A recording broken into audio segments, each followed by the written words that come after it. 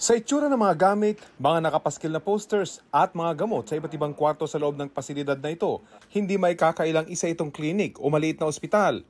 Nireid ito matapos makatanggap ang Presidential Anti-Organized Crime Commission ng ulat na isang ospital ang nag-ooperate dito. Ang pasilidad, hindi kalayuan sa gusali ng Senado sa Macapagal Boulevard sa Pasay. Upon checking, there is no hospital in this area with a permit, with a license to operate.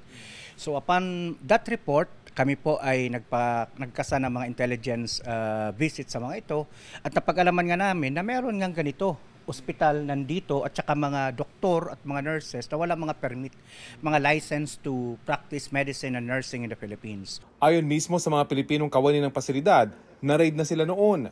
Iimbestigahan ito ng PAOCC. Ideally, dapat hindi na nakakapag-operate ito. So dapat kung na-report sa amin 3 weeks ago, nakasara na dapat ito pagpasok namin. Dito tumatakbo yung mga nasusugatan, ng mga magpupugo, yung mga nagkakasakit, yung nagkaka-COVID na magpupugo since wala sila mga dokumento sa katawan.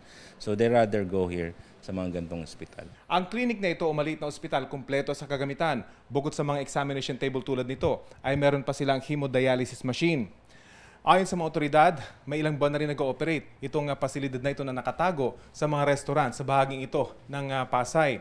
Sa kwarto naman ito ay makikita yung isa sa mga mamahaling gamit na makikita lamang sa mga ospital o kaya mga malalaking klinik tulad nitong ECG machine at itong ultrasound. Pero isa sa mga pinagtataka ng mga otoridad nang pasukin nila ang pasilidad na ito, meron itong backdoor. Posibleng indikasyon umano na alam ng mga nag-ooperate dito na illegal ang kanilang ginagawa. Ang lalaking ito na isa sa mga nabutang nagbibigay ng reseta, todo tang ginoong una.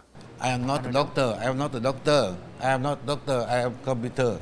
Pero kalaunan, umamin din bagamat bumibisita lang daw siya. Yes, I am a vitamin doctor. Yeah. What are you doing here in this clinic? I visit only. Visit. Taliwas ito sa pahayag ng gwardiya na ilang buwan na raw nandito ang naturang lalaki. Isa pang Vietnamese at isang Chinese na doktor ang inabutan ng raiding team kasama ang isang Chinese pharmacist at isang Chinese nurse.